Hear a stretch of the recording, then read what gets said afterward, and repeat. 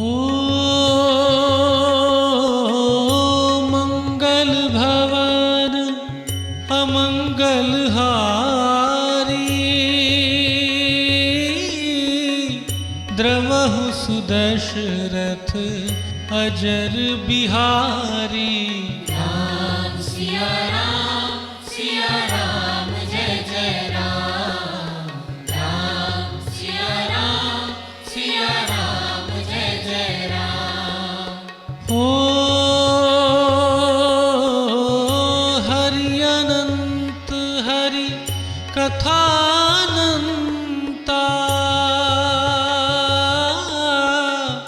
कहहि सुनहि बहु विधि सब संता। राम सिया राम जय जय राम। राम सिया राम जय जय राम। महात्मा बुद्ध के ही एक शिष्य की भी कहानी आती है कि उन्होंने कहा मैं प्रचार करने के लिए जाना चाहता हूँ, तो वो आप सब जानते ही हैं। तो उन्होंने कहा प्रचार करने मत जाओ, वहाँ बहुत बुरे लोग हैं। बोले तब तो मेरे को जरूर ही जाना चाहिए, क्योंकि हमारा तो मिशन ही यही है, बुरे लोगों को ठीक करना। तो उन्होंने कहा पता भी है कि वो आपको क्या हालत कर देंगे? बोले नहीं पता। बोले वो जाते ही आपको बहुत भला बुरा कहेंगे। तो बोले फिर तो बहुत अच्छी बात है, मैं ये सोचूंगा कि कम से कम भला बुरा ही कह रहे हैं, पीट तो नहीं रहे कम से कम, कितने अच्छे भले लोग हैं। बोले पीट भी देंगे आपको।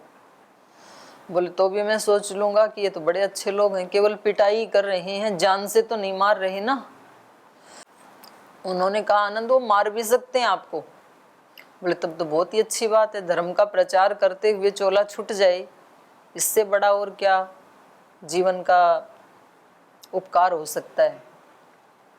बोले फिर आप जाओ, आपको कोई हरा नहीं सकता है। तो कुछ लोग ऐसे हैं जो दूसरे की बुराई नहीं लेते हैं, वो महापुरुष है ना। तो स्थान की भी अपनी एनर्जी होती है, और जितना संभव हो हमें अच्छे ही स्थान पे रहना चाहिए, तो उससे सहायता मिल जाती है आगे बढ़ने में। पर यदि हमारा प्रारब्ध ऐसा है कि हमें कुछ ऐसे लोगों के बीच में रहना पड़ रहा है, तो हमें कमल को याद करना चाहिए। कमल कीचड़ में रह करके भी निर्लिप्त रहता है। और आप सोचो, सब देवी देवताओं को कमल पे ही बैठा हुआ क्यों दिखाते हैं? कल्पना करो, कमल के उस पे पुष्प पे कोई बैठ सकता है क्या मनुष्य? उसकी तो चटनी बन जाएगी। ब्रह्मा भी उसी पे बैठा है, लक्ष्मी भी उसी पे बैठी है, सरस्वती भी उसी पे बैठी है, सब देवी देवता ज्यादातर कमल के फूल पे क्यों बैठे हैं? तो ये भी तो एक सिंबॉलिक है ना, अलंकारिक वर्णन है। कमल का फूल क्या है? निर्लिप्तता का प्रतीक है, पवित्रता का प्रतीक है। कीचड़ में रहते हुए भी उससे लिप्त नहीं होता है। संसार में रहते हुए भी संसार की और अपने अंदर की नेगेटिविटी से प्रभावित न होना, यही कमल के फूल पे बैठना है। और जो एक ब्रह्मचारी ने कहा ना देवी देवता कहाँ रहते हैं, तो बोले स्वर्ग में। यही स्वर्ग है। और बुरी चीजें कहाँ रहती हैं? पाताल में, वो नीचे रहती हैं। तो कीचड़ में रहना ही नरक है, असुरत्व है। और अपनी चेतना में, अपने सहस्रा राज्य चक्र पे अपनी चेतना को लाके रखना, ये ही देव बनना है। देवता क्या करते हैं? चेतना के ऊंचे स्तर पे रहते हैं वो। ये कमल के ऊपर बैठने का अर्थ है। नहीं तो कोई खड़ा है कमल पे, कोई बैठा है, तो बैठ तो नहीं सकता है, खड़ा भी नहीं हो सकता व्यक्ति, टूट जाएगा वो तो, पैर रखते ही टूट जाएगा कमल का फूल, खड़ा कैसे हो सकता है व्यक्ति? तो पवित्रता के ऊपर ही दिव्य शक्तियां ठहर पाती हैं, गंदगी में दैवी शक्तियां नहीं ठहर पाती हैं। बड़ी बड़ी जो शक्तियां हैं वो जब तक हमारे चित्त की गंदी स्थिति रहेगी, उसमें जब तक गंदगी रहेगी, तब तक देव उसमें नहीं ठहर सकते, निवास नहीं कर सकते, वो भाग जाएंगे। वो हो गया। और कोई है प्रश्न? आगे चलें। चलिए, तो माता कौशल्या उपालंब दे रही हैं, यदि आपने धर्म का थोड़ा आचरण किया होता तो आप कदापि ऐसा नहीं कर सकते थे। आप मेरे पुत्रों को और माता सीता को वन में नहीं भेजते, तो बहुत ज़्यादा दुख से पीड़ित हैं। गतिरेका पतिर्नार्या द्वितीया गतिरात्मज तृतीया ज्ञातयो राजश्चतुर्थी नेह विद्यते तत्र त्वं चैव मे नास्ति रामश्च वनमाश्रितः न वनं गन्तुमिच्छामि सर्वथा निहता त्वया हतं त्वया राज्यमिदं सराष्ट्रं हतस्तथा आत्मा सह मन्त्रिभिश्च हतास पुत्रा सिंहस्पीरः सुतश्च भार्या च तव प्रहृष्टौ एवं तो क्रुद्धया राजा राममात्रा सशोकया श्रावितः परुषं वाक्यं चिन्तयामास दुःखितः तस्य चिन्तयमानस्य प्रत्यभात् कर्म दुष्कृतं यदनेन कृतं पूर्वम् अज्ञानात् शब्दवेधिना।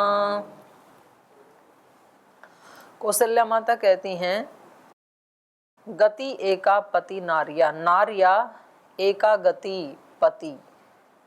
कहते हैं नारी की, किसी महिला की एक गति तो उसका पति होता है, द्वितीय गति आत्मजः, और दूसरी गति उसके पुत्र पुत्रियां होती हैं, संतानें होती हैं, तृतीय ज्ञातयः, और उसकी तीसरी गति उसके बंधु बांधव होते हैं। हे राजन, चतुर्थी न इह विद्यते, चौथी कोई गति नहीं होती है नारी की। नारी को सुख देने वाला या तो उसका पति होता है, या तो उसके पुत्र पुत्रियां होते हैं, या तो उसके बंधु बांधव होते हैं, चौथी कोई गति नहीं है, और वो तीनों ही मेरे पास नहीं है। तो वही बता रही हैं, वो अगले छठे श्लोक में कह रही हैं, तत्र त्वं चैव मे नास्ति, तो उन तीनों में से आप मेरे नहीं हो। त्वं च मे नास्ति, तुम तो कैकेयी के कथनानुसार चलते हो, तो पति मेरे पास नहीं है। नास्ति रामश्च वनमाश्रितः, और मेरी संतान, मेरा पुत्र आत्मज, वो मेरे पास नहीं है। एक ही पुत्र था, वो भी आपने वन में भेज दिया। संतान भी मेरे पास नहीं है, पति भी मेरे पास नहीं है, इसलिए न वनम गंतुम इच्छामि सर्वथा निहता त्वया। सर्वथा त्वया निहता माने जो मेरा पुत्र था वो भी चला गया, फिर जो मेरी पुत्र वधू लक्ष्मण, जो ज्ञाति लोग थे, मेरा ख्याल रखने वाले, सुख देने वाले, वो भी चले गए। तो मेरे पास तो कोई गति रही नहीं ना, तो मैं कैसी होगी। सर्वथा त्वया निहता, सब प्रकार से, सब तरफ से आपके द्वारा मैं मार डाली गई हूँ, निहता। इसलिए वनम गंतुम इच्छामि, इसलिए मैं वन में जाना चाहती हूँ। तो कुछ बचा ही नहीं मेरे पास। तो हतम त्वया राज्यम इदम, और केवल आपके द्वारा मैं ही नहीं मारी गई, मैं ही नष्ट नहीं हुई, मेरा ही सर्वनाश नहीं हुआ, बल्कि राज्यम इदम त्वया हता, ये सारा राज्य ही आपके कारण सर्वनाश को प्राप्त हो गया। आपने सारे राज्य को मार डाला। राज्यम इदम स राष्ट्रम, राष्ट्र का मतलब है यहाँ छोटे छोटे जो रजवाड़े होते थे। राष्ट्र मतलब आज की परिभाषा में राज्य समझ लें, और राज्य का मतलब देश समझ लें, ऐसा। तो आपने सराष्ट्रम, छोटे छोटे रजवाड़ों सहित पूरे देश को ही मार डाला है, उसका ही सर्वनाश कर दिया। हतस तथा आत्मा, और आपने अपने आप को भी मार डाला। अब आपको कोई पूजनीय नहीं बताएगा, जो आपका यश कीर्ति था वो सब भी आपने अपना भी नष्ट कर लिया। सह मंत्री भिश्च, मंत्रियों सहित, क्योंकि आपके मंत्रियों ने भी आपको कोई ऐसी मंत्रणा नहीं दी कि आप ये गलत काम ना करें, इसलिए आपने राष्ट्र का भी सर्वनाश कर दिया, सब प्रांतों का भी सर्वनाश कर दिया, मंत्रियों सहित अपने आप का भी, राजा का भी सर्वनाश कर लिया। हता स पुत्रा अस्मि, और मैं कैसी हूँ, पुत्रों सहित मैं भी बहुत आहत हूँ, मेरा भी सर्वनाश कर दिया आपने। हताश्च पौरा होना चाहिए, यहाँ पीरा की जगह ना, इसको ठीक कर लीजिए। पूर्ववासी औरा, पूर्ववासी भी सब सर्वनाश को प्राप्त हो गए हैं। केवल 2 व्यक्ति खुश हैं, सुतश्च भार्या च तव प्रहृष्टौ। एक तो आपका पुत्र खुश है और एक आपकी पत्नी खुश है। पुत्र से भरत की तरफ संकेत करना चाहती हैं, इनको लगता है कि भाई उनको तो राज्य मिलेगा तो वो खुश ही होंगे। यद्यपि ये जानती हैं कि भरत बहुत उच्च कोटि के साधक हैं, लेकिन शोक के समय व्यक्ति क्या बोल देता है, शोक के कारण, कभी द्वेष के कारण बोल देता है, कभी घृणा के कारण बोल देता है। वो व्यक्ति भी जान रहा होता है कि जो मैं बोल रहा हूँ ऐसा वो व्यक्ति है नहीं अगला, लेकिन वो वाक्य किस लिए निकल जाते हैं, द्वेष के कारण। हम जब किसी के सामने किसी दूसरे के बारे में जिन शब्दों का प्रयोग करते हैं तो कहीं ना कहीं हमारी आत्मा के कोने में ये पता होता है कि भाई जितना मैं कह रहा हूँ ना उतना खराब तो नहीं है वो व्यक्ति, लेकिन हम अपने शोक के कारण, क्रोध के कारण, द्वेष के कारण, घृणा के, क्योंकि हम द्वेष करते हैं उस व्यक्ति से, अप्रीति करते हैं, तो इसलिए हम उसके बारे में ऐसे शब्द निकाल देते हैं उस प्रवाह में। तो इसलिए माता ने कहा कि बस बाकी तो सब आहत हो गए, सब सर्वनाश को प्राप्त हो गए, आपके इस कृत्य से केवल 2 ही व्यक्ति खुश हैं, एक आपकी पत्नी कैकेयी और दूसरा आपका पुत्र भरत। एवं तो क्रुद्धया राजा राममात्रा स शोकया श्रावितः परुषं वाक्यं चिन्तयामास दुःखितः।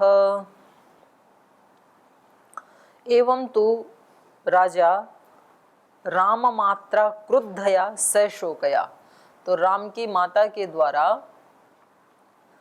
महाराजा श्रावितः, ये बातें सारी सुन करके, और माता कैसी है, राम माता क्रुद्धया स शोकया, शोक से युक्त और क्रोध से युक्त राम की माता के द्वारा ऐसा सब सुनाए जाने पर, ये प्रिय वचन सुनाए जाने पर, कैसे प्रिय वचन है, परुषम वाक्यम, बहुत कठोर वाक्य।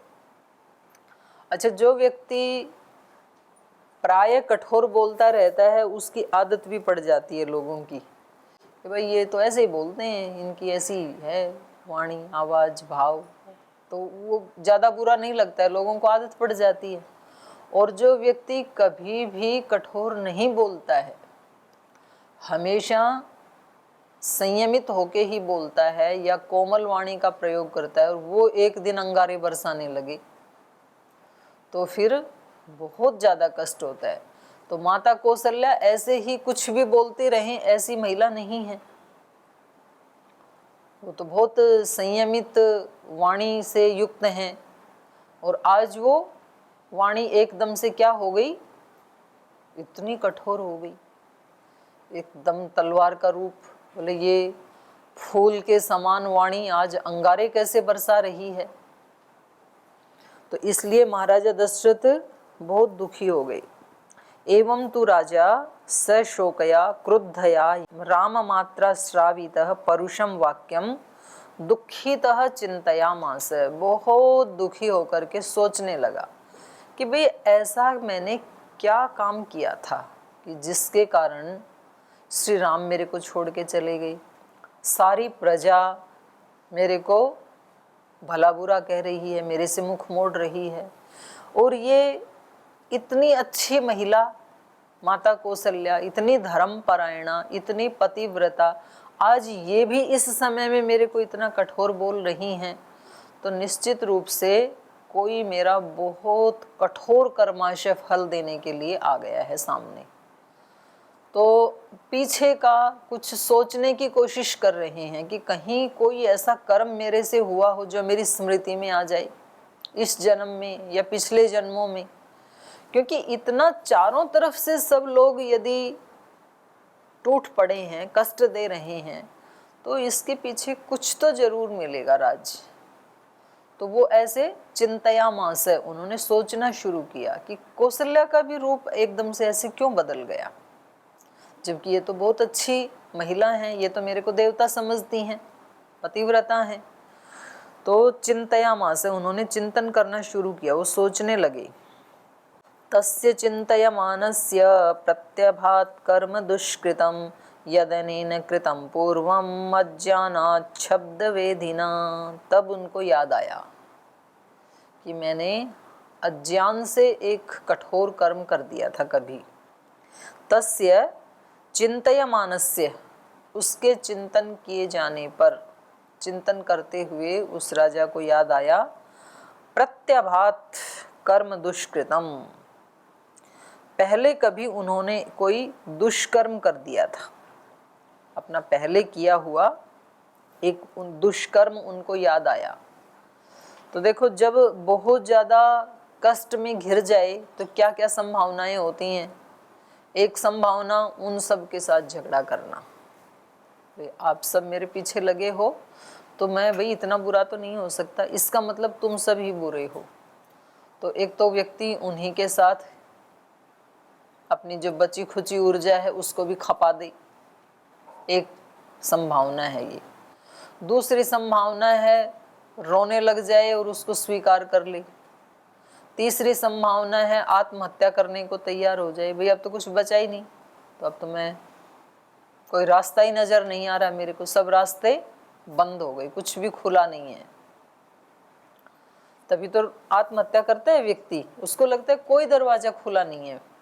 और यदि उस समय उसको कोई बता दे कि जिसके सब दरवाजे बंद हो जाते हैं उसके लिए एक दरवाजा खुलता है, वो है भगवान का, तो फिर उसकी जीवन की धारा ही बदल जाती है। चारों तरफ से यदि जीवन में आपके सब दरवाजे बंद हो गए हैं तो आप इंतजार करें, आपके लिए एक दरवाजा खुलने वाला है और वो सदा ही खुला हुआ है, और वो है भगवान का। तो ये इतनी संभावनाएं हैं। और एक संभावना ये है कि व्यक्ति आत्मचिंतन करे कि कहीं मेरे से कोई भूल तो नहीं हो गई थी। तो ये जो लास्ट वाली दो बातें हैं ये सर्वश्रेष्ठ हैं। एक तो व्यक्ति अपने बारे में चिंतन करे, ये सबसे अच्छा तरीका है, मेरे से कोई त्रुटि हुई क्या इसमें, और मैं क्या सुधार कर सकता हूँ। और यदि पकड़ में आ जाए तो सुधार में लग जाना चाहिए, क्योंकि आज सुधार नहीं हुआ तो फिर कब करेंगे। मनुष्य का जीवन है, मनुष्य का शरीर है, समय भी है, शक्ति भी है, समझ भी है। इस क्षण ये समझ अगले क्षण में पता नहीं रहे ना रहे, समझ तो बदलती रहती है ना। तो ये क्षण मेरे लिए बड़ा महत्वपूर्ण है, तो उसको, भूल को समझ के और फिर उसको दूर करना, भूल दिखाकर उसे मिटाकर। तो भूल दिखती भी भगवान की कृपा से है और मिटती भी भगवान की कृपा से, लेकिन भगवान ही दिखाएंगे, भगवान ही मिटाएंगे, लेकिन यंत्र भगवान आपको बनाएंगे, आपके माध्यम से ही उसको मिटाएंगे। ऐसा नहीं है कि सपने में आकर के ऐसे वो घुमा जाएंगे लकड़ी, जादू कर देंगे, छू मंतर, ऐसा नहीं होगा, आपको ही निमित्त बनाएंगे। तो ऐसे इनको याद आया, इन्होंने पीछे मुड़ करके देखा कि मैंने क्या ऐसा कर्म किया था। तो चिंतय मानस्य प्रत्यभात कर्म दुष्कृतम यद अनेन कृतम, जो इस राजा ने किया था, इसके द्वारा किया गया था, पूर्वम पहले कभी, क्यों किया गया था, अज्ञानात, अज्ञान के कारण, जानबूझ के नहीं किया। तो दोष या बुरे कर्म चाहे तो अनजाने में कर लो चाहे जानबूझ के कर लो, फल तो आएगा। धरती में बीज चाहे तो बहुत अरमानों से ज्ञानपूर्वक बो दो, चाहे अज्ञान में ही बो दो, अंकुर तो फूटेगा। गंगा में चाहे तो श्रद्धा से स्नान करने के लिए चले जाओ, या वहां खड़े खड़े किसी ने धक्का ही मार दिया, शरीर को शीतलता तो मिलेगी। अग्नि में चाहे कोई जानबूझ के कूद जाए, या कोई दूसरा उसको धकेल दे, शरीर तो जलेगा, तो फल तो आएगा ना। तो यद्यपि इन्होंने दोष कैसे किया था, अनजाने में किया था, अज्ञानात। शब्द वेधीना, इनके पास एक विद्या थी, शब्द वेधी, शब्द को सुन करके और जो जहां से वो शब्द आ रहा है उसको ये बींध देते थे, बाण चला देते थे मतलब, और वो जा करके वहीं टारगेट पे लगेगा, ऐसी इनके पास विद्या थी। तो सोचो आप, ऐसी विद्या के लिए चित्त को कितना एकाग्र करना पड़ा होगा, ध्वनि को सुन के और उसी ध्वनि को टारगेट करके बाण चलाएं और वो वहीं जा करके लगे, तो बड़ी एकाग्रता की आवश्यकता है ना ऐसी विद्या के लिए। तो इतनी इन्होंने साधना की थी, लेकिन गलती से वो शब्द किसी प्राणी का नहीं था, बल्कि वो जो घड़ा भर रहे थे उसमें जब पानी जाता है ना घड़े में, तो वो जो गुड़गुड़ की आवाज आती है वो शब्द था। तो वो शब्द, वो घड़ा उनके हाथ में था, श्रवण कुमार के। अगले इसमें बताएंगे, अगले सर्ग में इसकी पूरी डिटेल से। तो इन्होंने बाण छोड़ा और वो मर गया, और वो इकलौता पुत्र था, तो उनके माता पिता का और कोई आश्रय भी नहीं था। और जब ये घड़ा लेकर के गए वहाँ, तो उन्होंने आहट को ही पहचान लिया, क्योंकि भगवान किसी से कोई एक इंद्रिय छीनता है तो दूसरे इंद्रिय में उतनी उनके अंदर अतिरिक्त क्षमता भी प्रदान कर देता है। वो देख तो नहीं पाते थे, लेकिन कान से आहट को पहचान लेते थे कि कौन आ रहा है। तो जब ये घड़ा लेके गए तो उन्होंने पहचान लिया कि ये आहट मेरे पुत्र की तो है नहीं, तो कोई तो और है। तो उन्होंने पूछा कि आप कौन हो और आप क्यों पानी लेके आए, मेरा पुत्र कहाँ है। तो उन्होंने बताया वो तो मेरे हाथ से मारा गया अज्ञान से। तो बोले फिर हम भी नहीं जी सकते हैं पुत्र के बिना, तो क्योंकि वो ही एकमात्र हमारा सहारा था। तो हम उस पुत्र के वियोग में तड़फ तड़फ के अपने प्राण छोड़ रहे हैं, और आपने ये अच्छा नहीं किया, तो कभी आप भी ऐसे ही तड़फ तड़फ के मरोगे, ऐसे बोल दिया उन्होंने। तो ये जो दुआएं और बद्दुआएं, ये भी बहुत बड़ी साइंस है। हमारे वैदिक धर्म में जो आशीर्वाद लेने की बात कही जाती है, बड़ों से आशीर्वाद लेना, किसी भी काम पे आप जाते हैं अच्छे काम के लिए, तो उनका आशीर्वाद, और आशीर्वाद यदि ना ले सकें तो कोई बात नहीं, पर बद्दुआ बिल्कुल मत लेना। आप परीक्षा के लिए जाते हैं या किसी इंटरव्यू के लिए जाते हैं, नौकरी के लिए, या कोई ज़मीन आदि का सौदा करना है, तो आप क्या करते हैं, माता पिता से आशीर्वाद लेके जाते हैं या गुरुजनों से, और वो गुरुजन आपको कहेंगे जाओ आपका पेपर बहुत अच्छा होगा। तो ये कहते ही आपके अंदर वाली पॉजिटिव एनर्जी अभिव्यक्त हो जाती है। आप कहते हो कि मेरे को गुरुजी का आशीर्वाद मिल गया, अब मेरा पेपर अच्छा होगा, और क्योंकि आप पॉजिटिव मोड पे हैं तो इसलिए वास्तव में ही आपका पेपर अच्छा हो जाता है। तो फिर आप आकर के क्या कहते हैं कि गुरुजी ने आशीर्वाद दिया था ना आज, तो पेपर मेरा अच्छा हो गया। तो ये पेपर अच्छा गुरुजी के आशीर्वाद से हुआ या आपकी पॉजिटिव एनर्जी से हुआ, किससे हुआ? ये दोनों से हुआ। इसमें ये भूल मत करना कि हमारी पॉजिटिव एनर्जी से हुआ। उन्होंने भी एक एनर्जी भेजी आपको, और उस एनर्जी ने आपकी पॉजिटिव एनर्जी को जनरेट किया। और यदि वो कह देंगे पढ़ा तो है नहीं सारी साल, अभी आ गया मेरे पास आशीर्वाद लेने, कुछ नहीं होने वाला, भाग यहाँ से, तो तुरंत आपके अंदर भी नेगेटिव एनर्जी कि मैं पास तो नहीं होऊंगा। इन्होंने भी मेरे को कह दिया, आपका चित्त विचलित हो जाएगा ना ऐसा सुन के, और विचलित चित्त वाला क्या तो इंटरव्यू देगा और क्या परीक्षा लिखेगा, तो फेल होना ही है। तो फिर आप क्या कहोगे? फेल तो होना ही था, क्योंकि इन्होंने जाते समय बद्दुआ ही ऐसी दे दी थी, बोल ही ये दिया था। तो ये ऐसे ही नहीं हुआ। अच्छा, कुछ लोग तो प्रणाम भी करते हैं ना, मतलब तो भी ऐसे चलते चलते ना ऐसे यहाँ हाथ लगाते हैं जंघा के ऊपर, मतलब कमर ना झुक जाए कहीं भी, किसी को दर्द हो कमर में तब तो कोई बात नहीं, तो कुछ तो अकड़ में ही। अच्छा, कुछ किस लिए कि हम तो वैसे ही बड़े हैं इतने, तो इनके नीचे तक क्या झुकेंगे हम, तो वो बस केवल ऐसे खड़े खड़े हाथ लगा देते हैं दूसरे के पैर पे, जैसे तो तलवार घोंप रहे हैं। तो आशीर्वाद कहाँ से निकलेंगे? इरिटेशन और होता है कि भाई तेरे को नहीं प्रणाम करना है तो तू मत कर, भले आदमी, तू दूर से हाथ जोड़ ले या वाणी से ही बोल दे केवल। तो ये कौन सा तरीका है? ऐसे मारते हैं, प्रणाम जी। तो हमारा कार्य करने का तरीका, प्रणाम कर रहे हैं तो आप अपने लिए कर रहे हैं। मैं देखती हूँ कक्षा खत्म होती है, आगे वाले विद्यार्थी खड़े होते हैं श्री गुरुभ्यो नमः कहने के लिए, पीछे वाले चलना शुरू कर देते हैं, बोले हमें कौन देख रहा है। अरे भाई वो प्रणाम दूसरे के लिए है ही नहीं, आपके लिए है। वो जिस गुरु सत्ता ने, उस पूरी परंपरा को याद करो। आप आपके सामने बैठा है उसको मत देखो, आप उस सत्ता की कृपा से आज हमें ये ज्ञान पढ़ने को मिला है, तो उसको तो सिर झुका के जाओ, तो उसके आशीष मिलेंगे आपको। आशीष मिलेंगे तो आपका ज्ञान बढ़ेगा, ज्ञान की वृद्धि होगी, विद्या की वृद्धि होगी। तो प्रणाम करना किसी दूसरे के लिए नहीं है, किसके लिए है? अपने लिए। और तज्जपस तदर्थ भावनम, और वही काम और वैसी ही भावना। झुक रहे हो वो भाव भी आना चाहिए कि मैं किसी एक बड़ी सत्ता के, गुरु सत्ता के, परम सत्ता के सामने झुक रहा हूँ, कोई व्यक्ति नहीं है वहाँ आपके सामने। तो फिर आशीर्वाद भी मिलते हैं। तो इनको याद आया कि मैंने एक बार शब्द वेदी बाण के द्वारा श्रवण के माता पिता की बद्दुआ ले ली थी।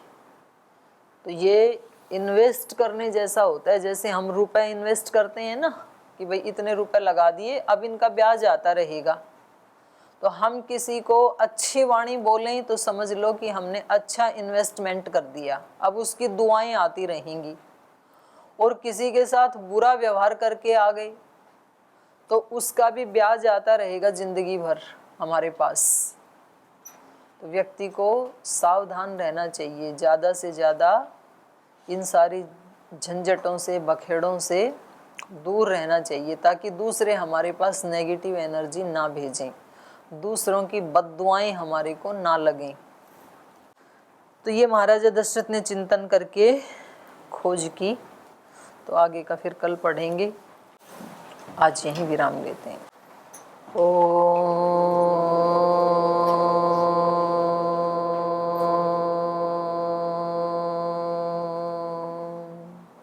शांति शांति शांति। श्री गुरुभ्यो नमः। ईश्वर हे सर्वेश्वर, हे प्राणेश्वर, हे परमेश्वर, हे हृदयेश्वर, हे सर्वेश्वर, हे प्राणेश्वर, हे परमेश्वर, हे समर्थ, हे करुणा सिंधु, हे समर्थ, हे करुणा सिंधु, विनती ये स्वीकार करो, विनती ये स्वीकार करो। भूल दिखा कर उसे मिटा कर, भूल दिखा कर उसे मिटा कर, अपना प्रेम प्रदान करो, अपना प्रेम प्रदान करो। पीर हरो हरि, पीर हरो, पीर हरो हरि, पीर हरो, पीर हरो हरि, पीर हरो, पीर हरो